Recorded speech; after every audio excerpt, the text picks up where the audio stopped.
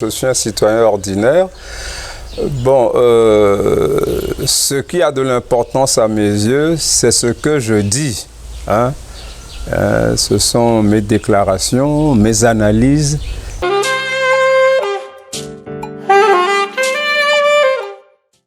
Dans les années 80, à partir de 85 surtout, lorsque nous avions créé avec mon collègue Renaud Madiafan la revue Propos Scientifiques, nous avions lancé une campagne de libération de la parole sous le parti unique, la dictature du parti unique, la dictature militaire de Yadema à l'époque, où tout était silence, personne n'osait parler.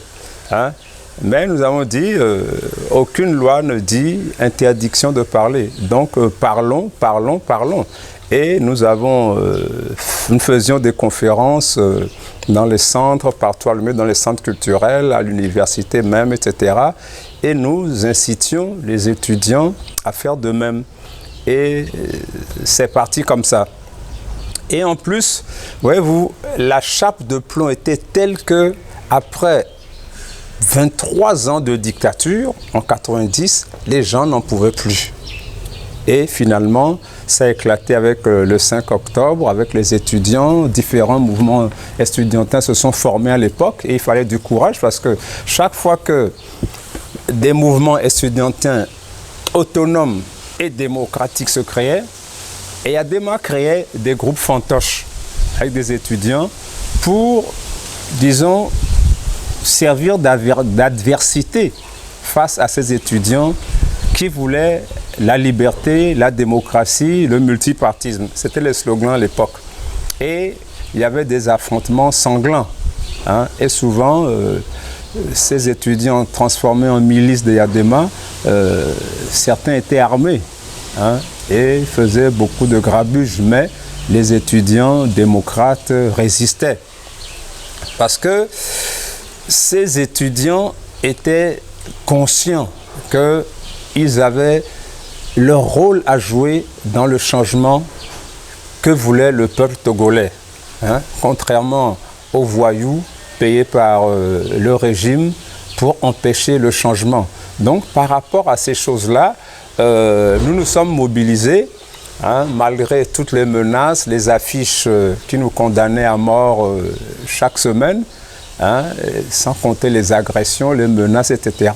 Donc il a fallu du courage à certains enseignants et surtout à la grande masse des étudiants pour que les choses bougent. Et c'est suite à des lancers de tracts que quelques étudiants ont été arrêtés et torturés auprès des services secrets. Et c'est ça, lors du jugement, le jour du jugement, le 5 octobre, qu'il y a eu cette explosion qui a donné le 5 octobre. Donc, si vous circulez sur la rue, l'avenue des Alliés, je ne sais pas comment ça s'appelle aujourd'hui, là où il y a le siège de Togo Télécom, je ne sais plus, là, vers le grand marché, là, le petit marché. Si vous voyez le goudron, mais c'était constellé de taches grises, quoi. C'était l'impact des pierres lancées. On aurait cru après qu'il n'avait plus des pierres, quoi. C'était quelque chose d'extraordinaire. Tous les portraits des Yadema cassés dans les administrations où ils étaient rentrés, on saccageait tout, brûlait les voitures de l'État avec les plaques vertes, etc. Donc, ça veut dire qu'il y a eu quelque chose d'incroyable. Pourquoi? Parce que c'était des étudiants que personne ne connaissait, sans grade, sans rien du tout, alors que Yadema avait fait tuer dans ce pays des chefs d'État, des chefs d'État, des vice-présidents, des ministres, des officiers supérieurs, etc., des ministres. Il ne s'était rien passé du tout. Et pour des étudiants, c'est l'émeute. Le début de quelque chose, de la tentative de libération du peuple togolais. C'est extraordinaire parce que, vous voyez, en politique, il n'y a jamais de garantie, il n'y a jamais rien de sûr. Vous voyez, on a tué des grands, c'est rien passé. On a emprisonné quelques étudiants, on les a torturés et il y a eu une émeute terrible. La jeunesse de Lomé s'est adjointe aux étudiants Et ça a été chaud. Et à partir d'octobre jusqu'en décembre 90, c'était vraiment chaud. Parce que, et puis ce qui a aidé, disons, à faire connaître ce mouvement, c'est que la Ligue togolaise des droits de l'homme s'était créée déjà le 20 juillet 1990. Donc, vous voyez, et la Ligue avait beaucoup bougé, Amnesty International, la Ligue internationale des droits de l'homme, etc. Tout le monde, les radios internationales, etc., tout le monde a commencé à parler du 5 octobre, des jeunes arrêtés, torturés, etc. Et certains jeunes torturés m'ont dit, mais pendant qu'ils écoutaient la radio entre les mains des tortionnaires s'inquiétaient, mais qui vous êtes comme ça? Pourquoi RFI parle de vous, BBC, tout ça, radio, qui vous êtes comme ça? Mais ils étaient désemparés. Et ce qui a fait cesser aussi les tortures, parce qu'il y avait le monde entier qui posait le regard sur eux. Donc, les choses ont commencé comme ça, c'est-à-dire à secouer la chape de plomb, parce qu'il était interdit de parler, de penser, etc. Donc, nous avons dit, il faut parler, il faut penser, il faut réfléchir, il faut faire des analyses. Parce que l'idéal des régimes oppressifs, c'est d'abrutir les gens, que les gens ne puissent pas parler, que des gens soient des moutons. Hein? Et l'aide des religions aussi est là. Hein? Faire des gens soumis. Les religions, en général, ça suit la soumission. Hein? Et d'ailleurs, ouais, l'islam se dit soumission, le christianisme demande soumission, etc.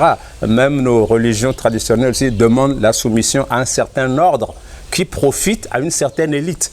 Donc, par rapport à cela,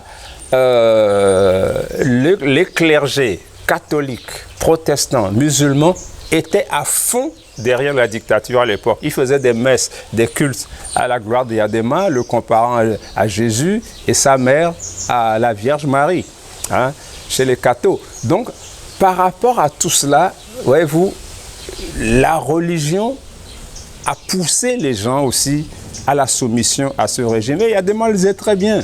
Si je me trompe, que Dieu n'a qu'à m'arrêter. Ça dit que c'est Dieu qui l'a mis là, il n'avait aucun compte à rendre aux Togolais. Son pouvoir était d'ordre divin, donc ce n'était pas notre problème, son règne. Donc c'est par rapport à toutes ces choses-là que nous avons agi pour démystifier aussi le clergé, parce que dès que le mouvement a changé, les premiers journaux qui étaient apparus ont beaucoup attaqué le clergé, énormément, pour les dénoncer de leur trahison, etc. Voyez-vous, toute la population dit on en a marre, on en a marre, on en a marre. Et puis ce qui était intéressant à l'époque, c'est que beaucoup de gens adhérents au RPT jetaient leurs cartes. Et certains villages me disaient, nous, ressortissants de tel village, sortons du RPT, sortons du RPT, sortons. C'était une véritable hémorragie. Et toute la population s'est mise dedans. Et même, j'ai vu à l'université des collègues fascistes qui soutenaient plus ou moins la dictature changer de veste par opportunisme.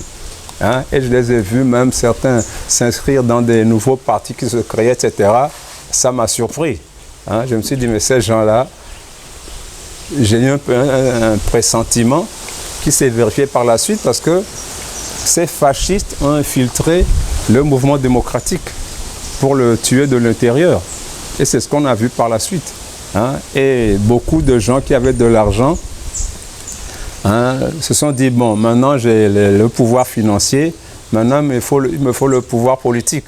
Ils ont créé des partis, ils sont entrés dans l'état-major des partis politiques, etc.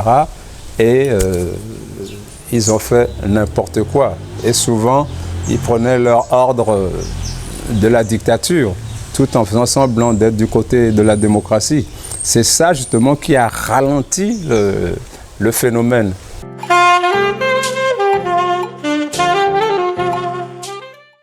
En décembre 90, je ne sais plus le jour exactement, j'étais en plein cours à l'université et puis une secrétaire vient m'interrompre en classe pour me dire qu'on me demande au téléphone qui?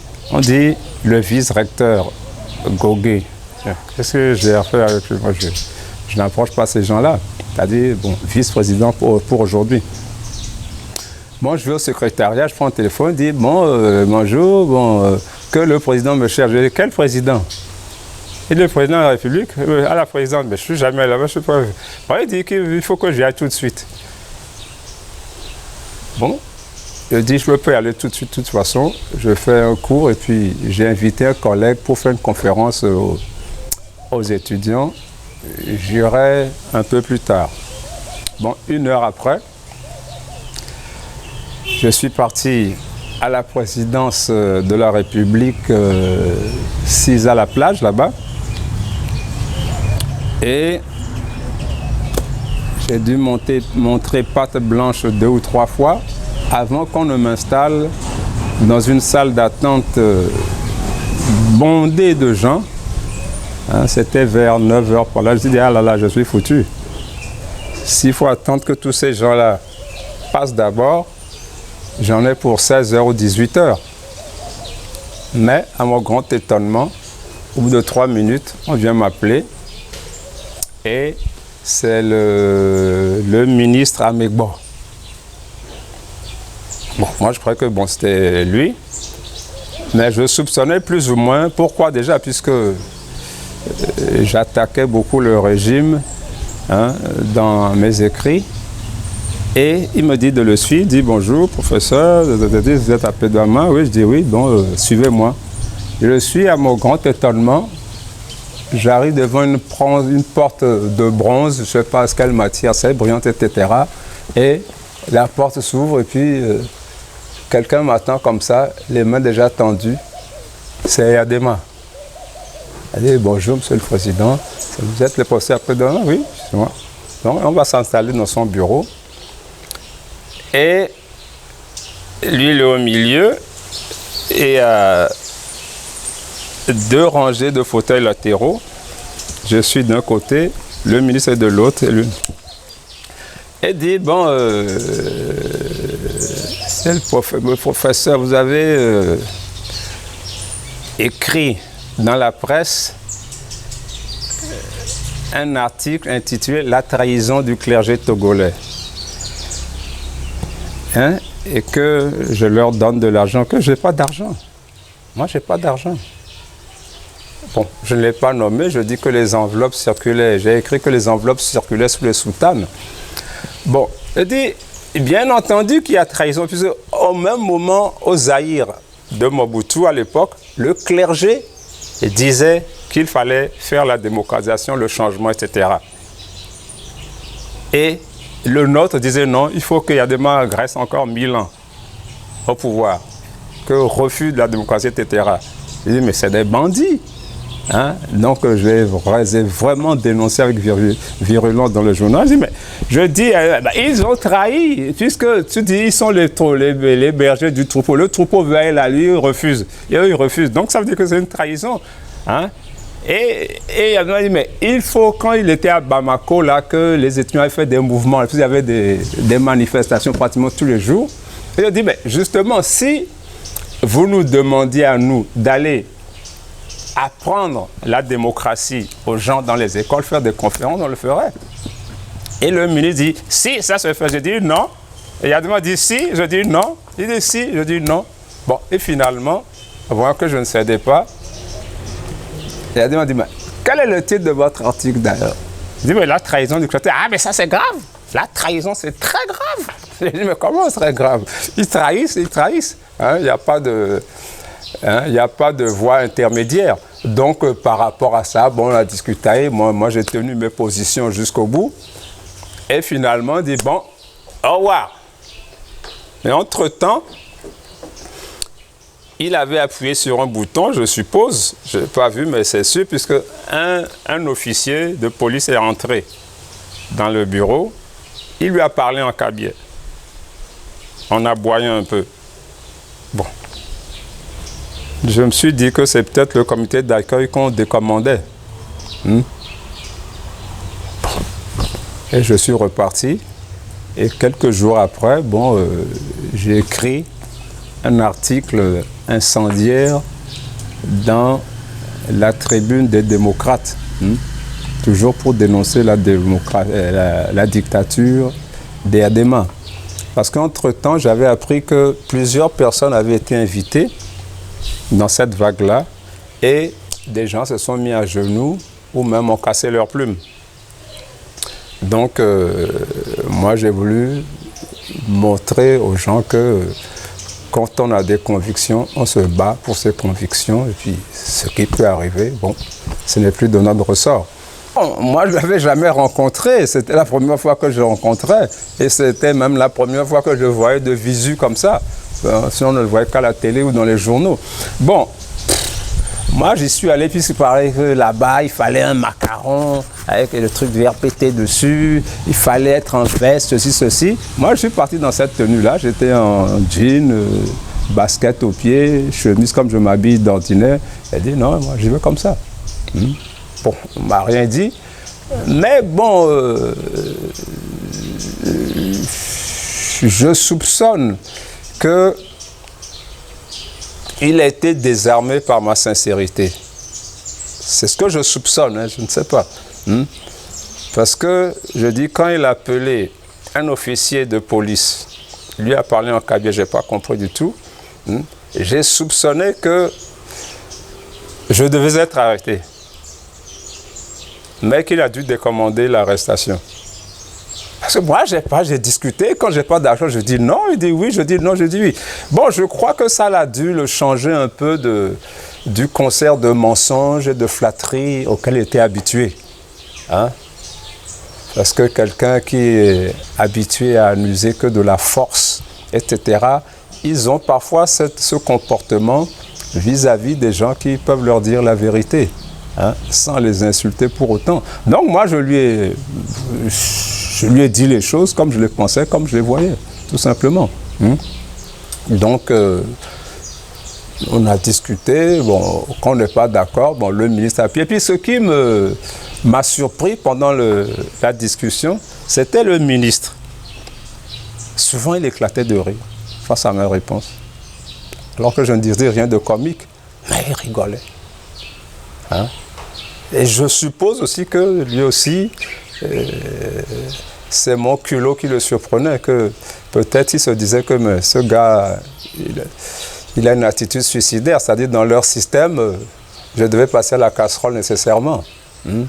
Et il rigolait face à mes réponses. Bon, donc moi je n'ai pas joué, je n'ai pas rusé, j'étais sincère, tout simplement.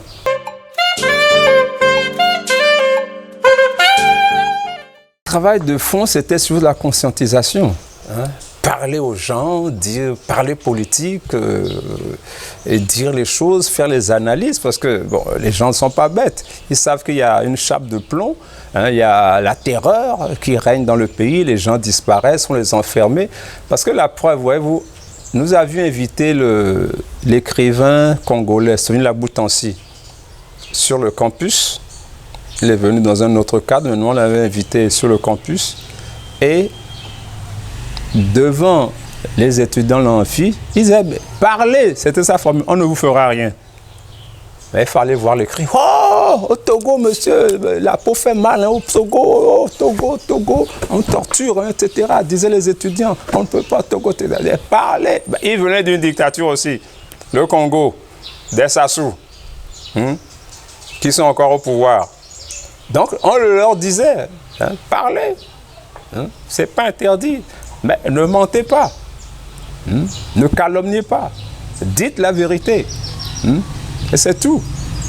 Donc, si des gens croient qu'ils doivent vous enfermer pour ça, bon, ça c'est le boulot des bourreaux, mais votre boulot, c'est de parler, d'expliquer les choses aux gens, de leur ouvrir les yeux. Parce que, ce que je dis souvent aux étudiants, tous les pouvoirs, tous les ordres, qui régentent la société, à commencer par le politique, les chefs traditionnels, les parents, toutes les autorités à tous les niveaux, eh bien, ils veulent gouverner des troupeaux de moutons, des moutons dociles. Et d'ailleurs, je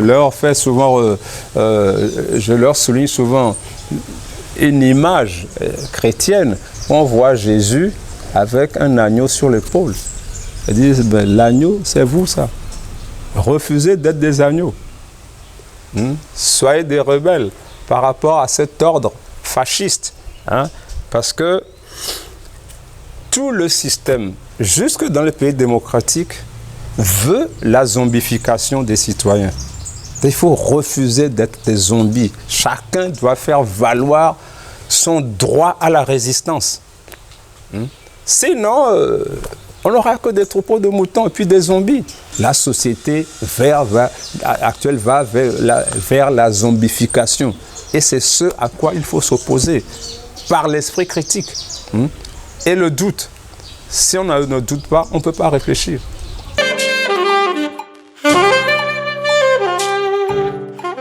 Oui, avant la conférence nationale, je dis, la Ligue togolaise s'était créée le 20 juillet 1949. C'était la première association hors RPT, indépendante.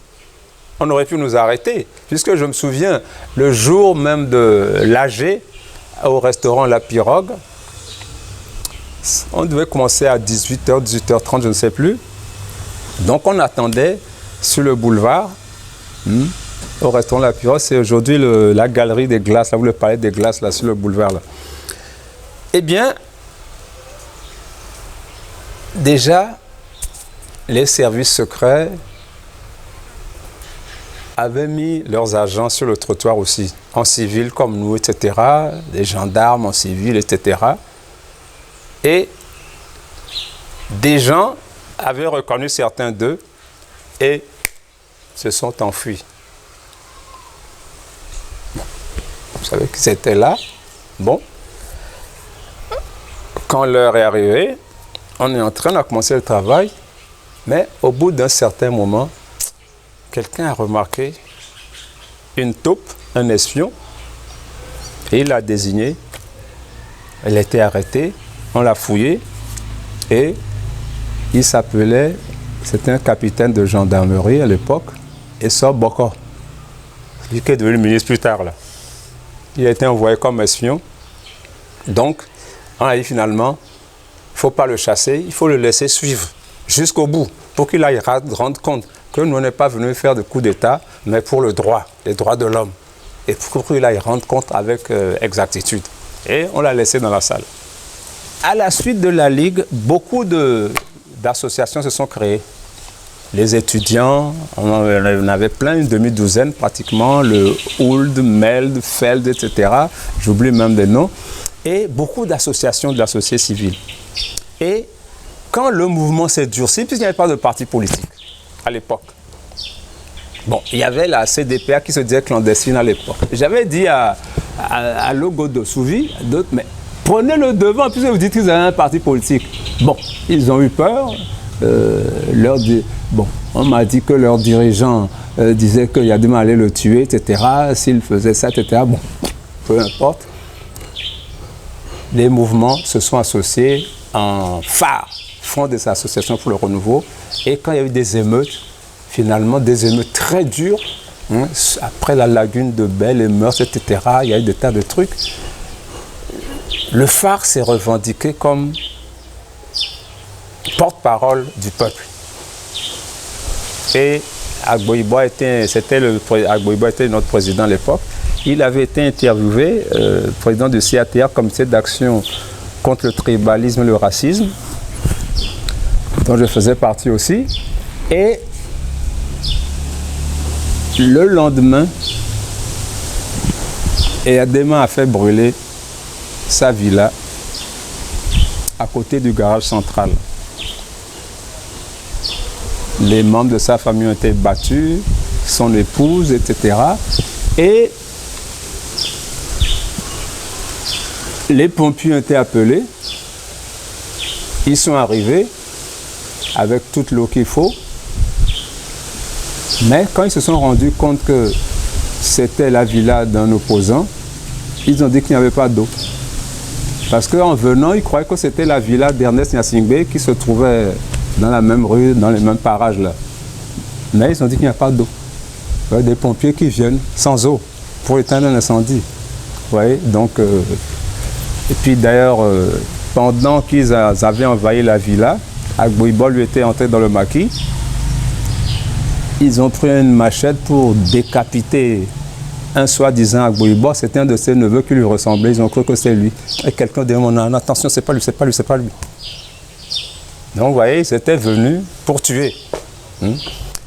Bon, quand le phare s'est déclaré, le phare était la référence de toute la population, de tous les jeunes, etc. Mais nous exigeons le multipartisme. Et des partis se sont créés aussi, plus ou moins clandestinement, puisqu'ils n'avaient pas l'aval officiel. Et quand le 30 ou 30 avril, je crois, a été décrétée la charte des partis politiques autorisant le multipartisme total, eh bien, le phare s'est autodissous. Yadema était furieux. Il se dit, mais c'est avec vous qu'on discutait, patati patata, puisque les partis politiques se créent nous bousculer aussi. Non, c'est pas votre boulot, allez, laissez la place, non, c'est pas vous. Chacun voulait être chef. Donc, on s'est autodissous. Et les partis se sont créés. Et c'est à partir de là qu'avec les partis politiques, avec Nineveh à leur tête, c'est négocié la conférence nationale souveraine. Donc c'est comme ça que ça s'est passé. Mais déjà, quand on voit la bousculade des chefs qui sortaient de nulle part, on pouvait déjà entrevoir les bagarres qui allaient survenir plus tard au sein de l'opposition démocratique. Ça a commencé déjà, puisque déjà, il y avait déjà du sabotage,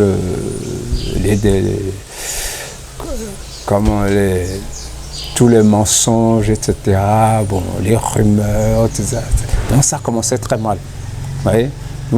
Et par la suite, on a vu les dégâts que tout cela pouvait poser.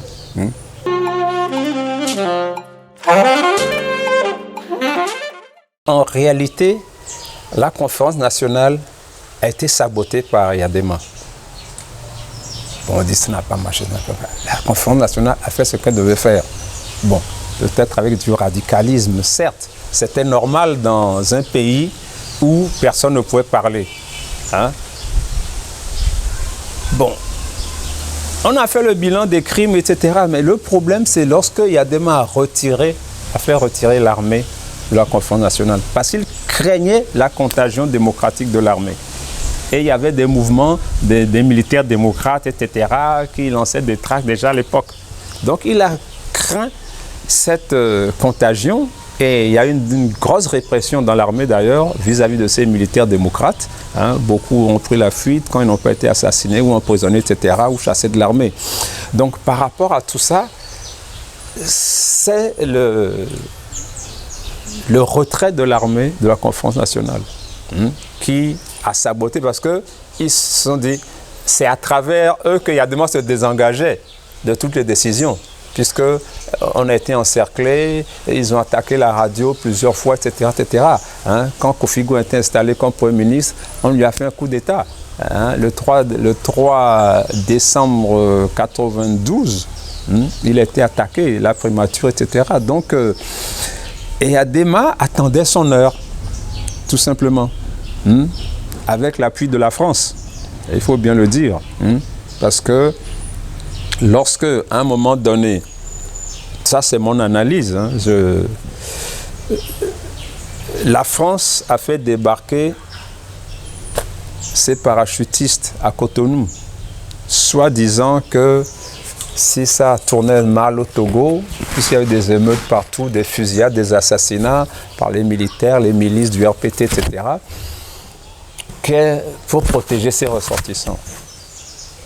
Mais entre-temps, on apprenait que Rawlings, qui était favorable au changement démocratique, avait aligné ses chars à Denou, là-bas au Ghana, à 5 km de la frontière. Les parachutistes français, Mitterrand les avait débarqués là-bas pour intimider Rawlings. Si jamais tu interviens, j'écrase ton armée. Rawlings n'a pas bougé.